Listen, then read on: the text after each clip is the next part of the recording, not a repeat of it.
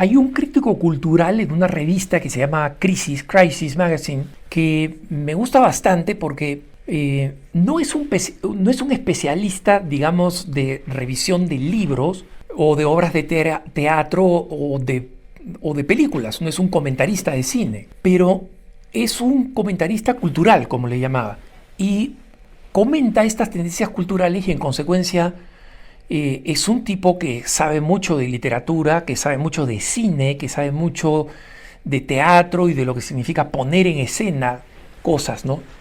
Y recientemente comentaba, o más bien utilizaba el comentario de una película que estaba en el cine en ese momento en Estados Unidos. No fue una película que recaudó mucho, pero fue una película que recibió muchos comentarios positivos de parte de los cultos, ¿no? De las personas que, se, que se supone son más iluminadas, entre comillas, y que escriben artículos elogiosos en los grandes periódicos liberales, etcétera, ¿no?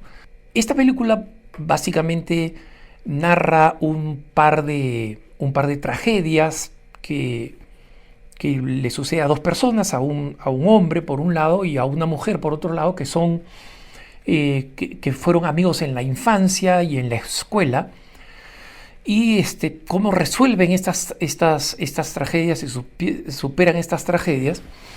Y en un momento la película, digamos, toma un giro feliz, ¿no? Muy hollywoodense, muy a lo Hollywood, porque estas dos personas que no estaban casadas de forma feliz, o sea, estaban casadas, pero que vivían una vida bastante frustrada y que se estaban recuperando de haber superado cada uno de ellos sus tragedias por los costados, ¿no?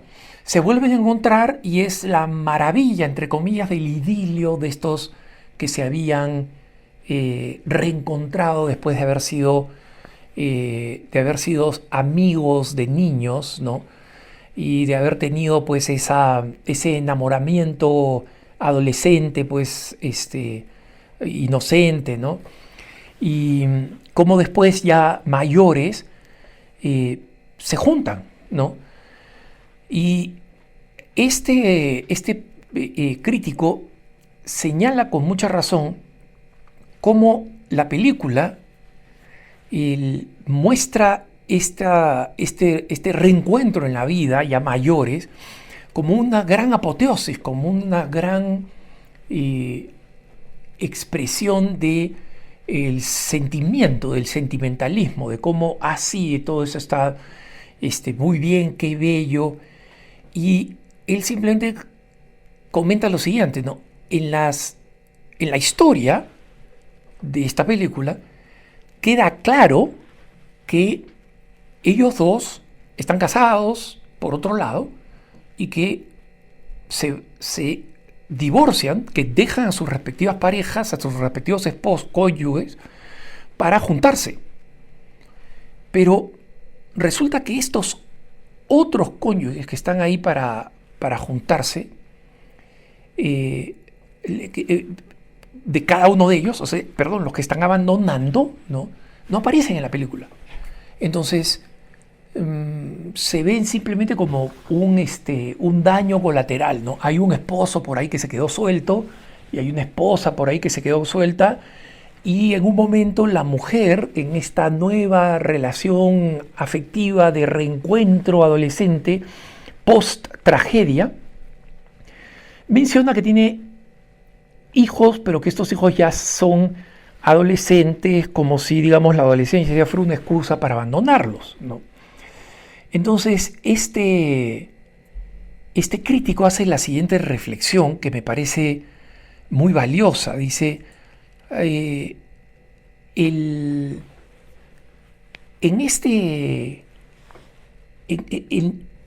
esta presentación del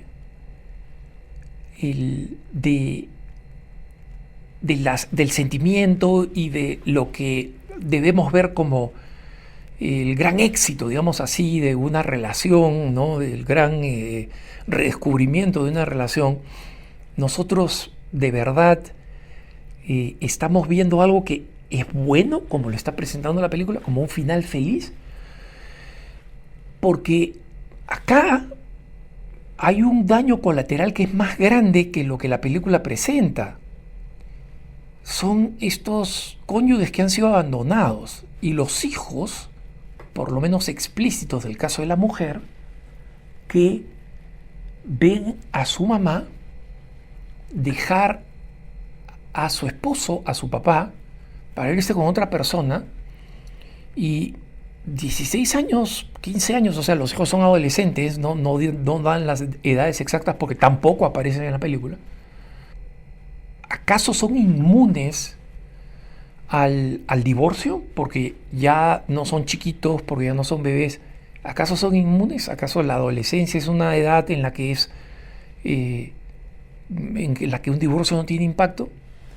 Entonces, este crítico hace una reflexión muy interesante, ¿no? Que el matrimonio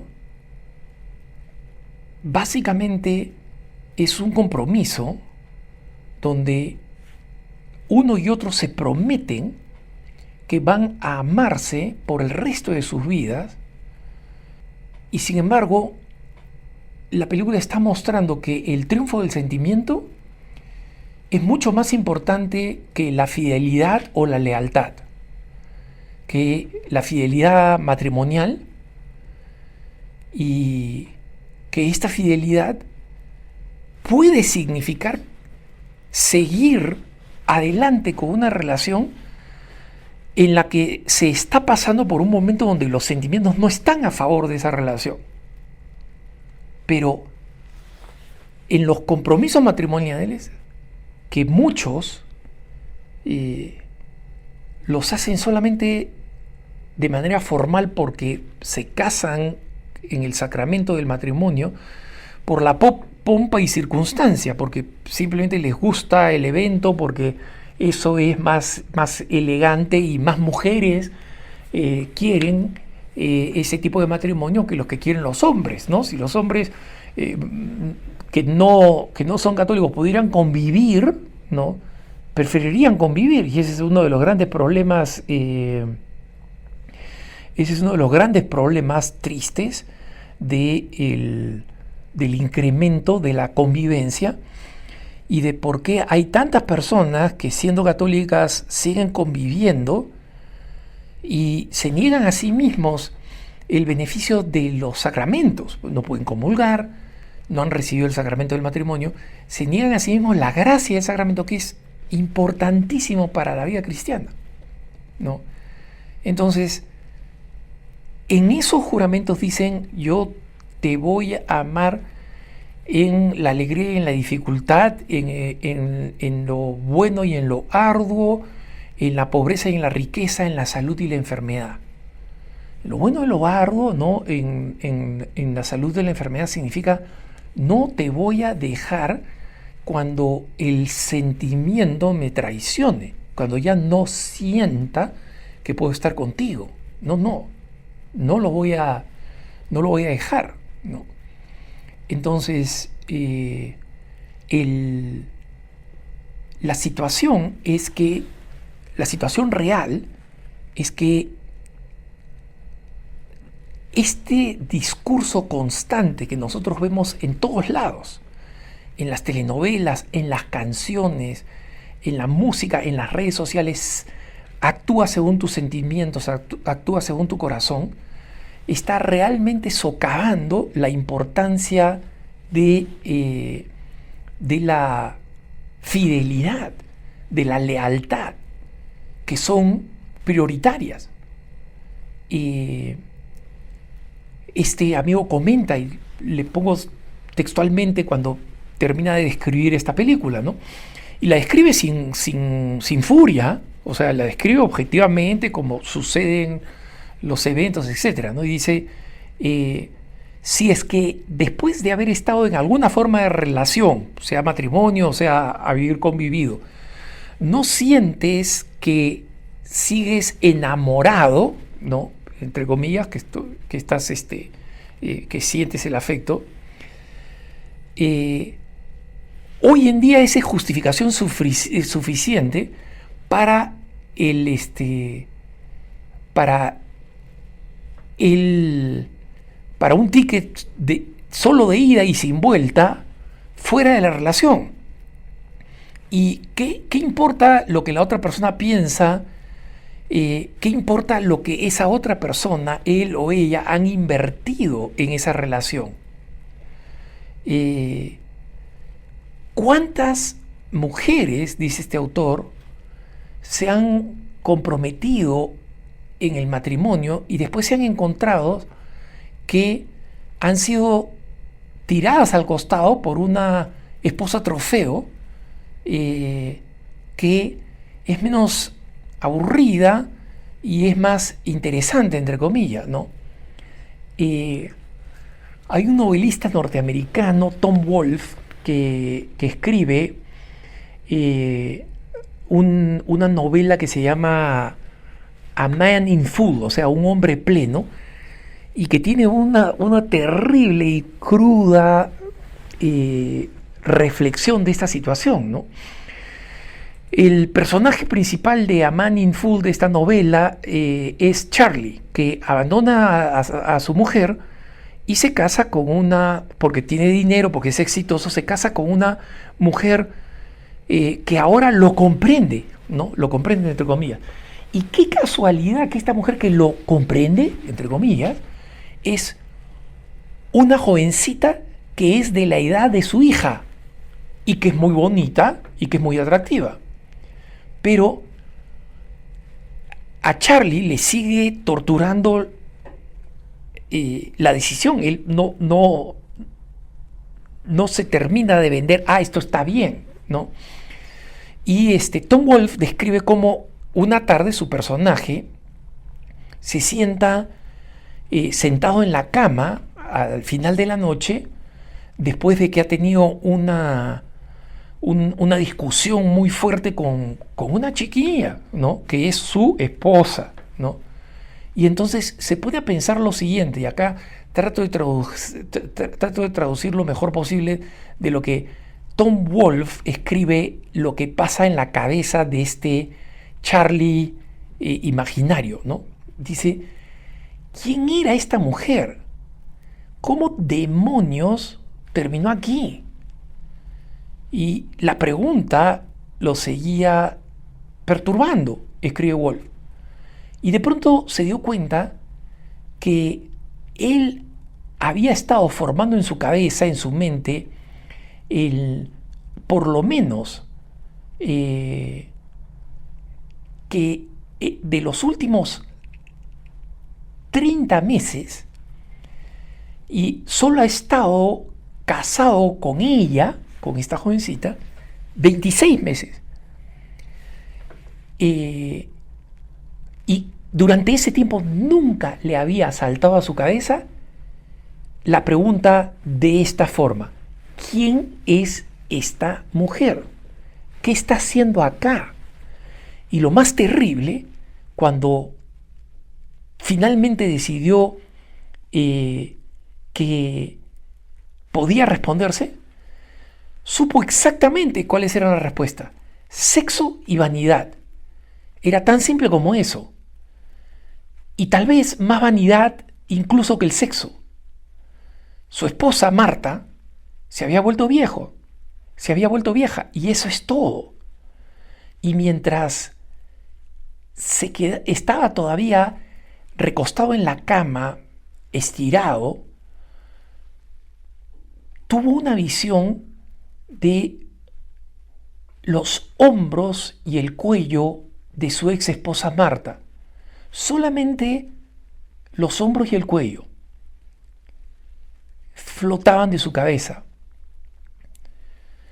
Y tuvo un recuerdo de un gran encuentro de negocios donde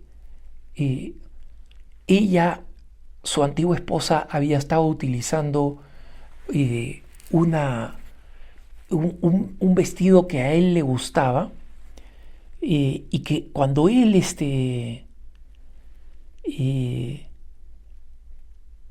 la vio de espaldas con ese vestido en un cierto ángulo, Y había pensado, wow, ahora mi esposa tiene los hombros y el cuello de un linebacker de los Dallas Cowboys, ¿no?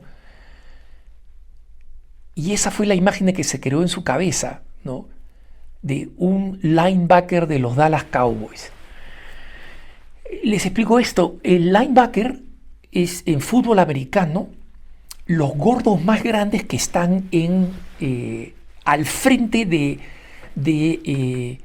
la línea de choque, ¿no? Esos son los gordos que se chocan unos contra otros para que después el quarterback y los receptores o el running back puedan hacer sus jugadas, ¿no?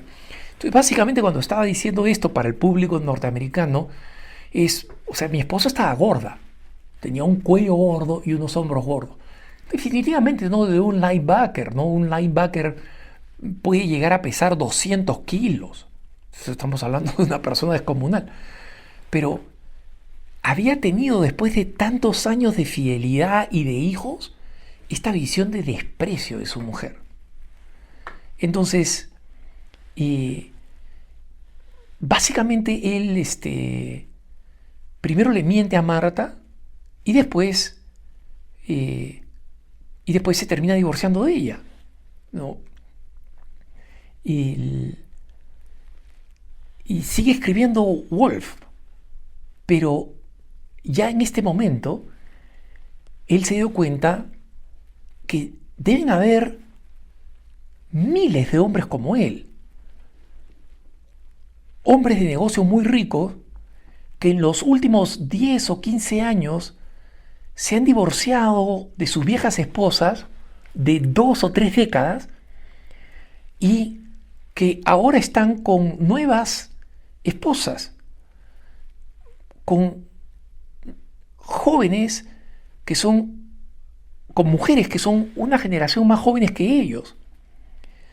¿Y qué es lo que los expertos dicen hoy en día en el mundo sobre esta tendencia y estos aprovechadores?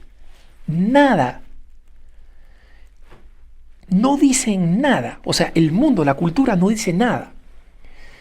¿Qué pasa si un hombre va a través de todo esto? La separación, el divorcio, la agonía, la lucha, los gastos infernales, esa culpa, ¿no? Él usa 3 veces that guilt, esa culpa, y un día o una noche se despierta y se pregunta: ¿quién demonios es esta mujer que está en la cama junto a mí? ¿Por qué está aquí? ¿De dónde vino? ¿Qué es lo que quiere? ¿Por qué no se va? Eso nadie te lo explica. Así termina el pensamiento de Charlie. Pero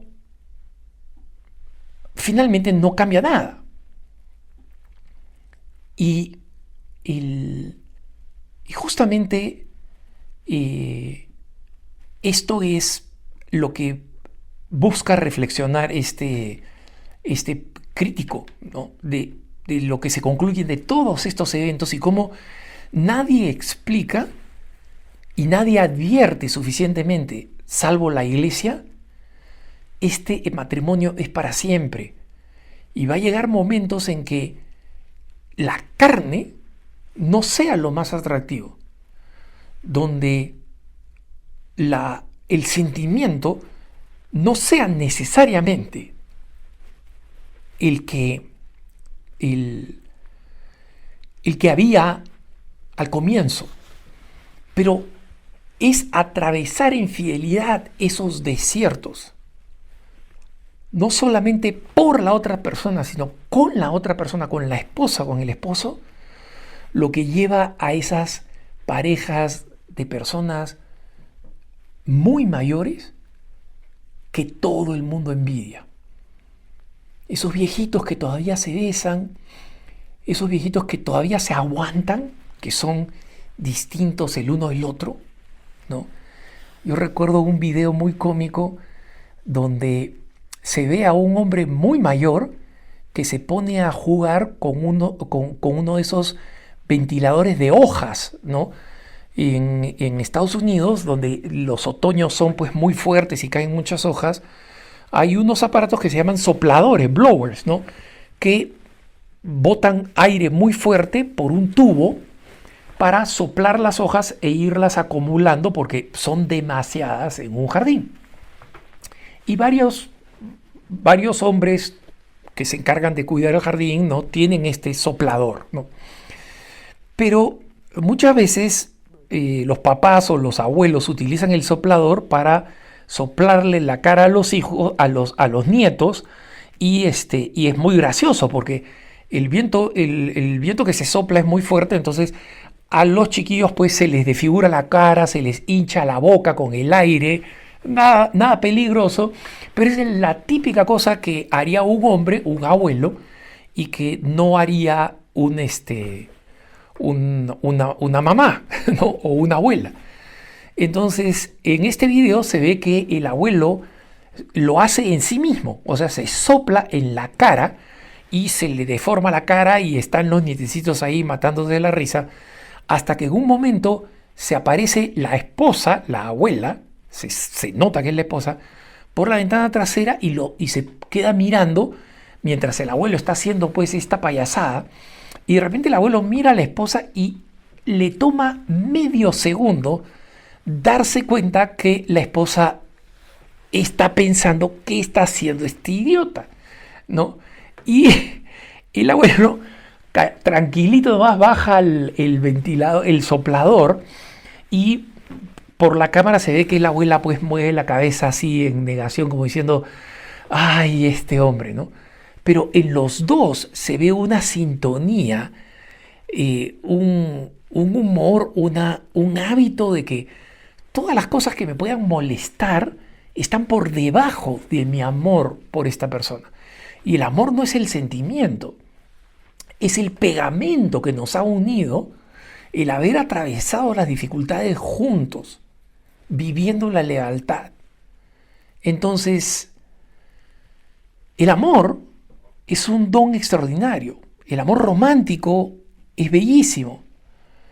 Y todos aquellos que lo han mantenido a lo largo de toda su vida o que todavía lo tienen que agradecerlo.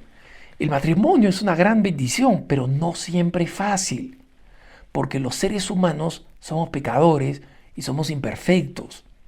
E incluso un matrimonio muy feliz no es ajeno a que el esposo y la esposa se desesperen mutuamente, ¿no? Pero muchas veces hay que entender que el amor no se reduce al amor romántico. El romance apoya el amor marital, pero el amor es un compromiso con la otra persona. Y por eso este crítico dice, por esa razón, por la naturaleza real del amor, cuando alguno de nuestros amigos cuando alguno de nuestros hijos, perdón, o alguno de sus amigos haga algún comentario sobre una típica película romántica de Hollywood, diciendo, ay, era tan romántico, como un grupo de jovencitas católicas bien criadas dijeron de Pretty Woman, ¿no? Que es más, o sea, descerebrada la película que lo que puede ser.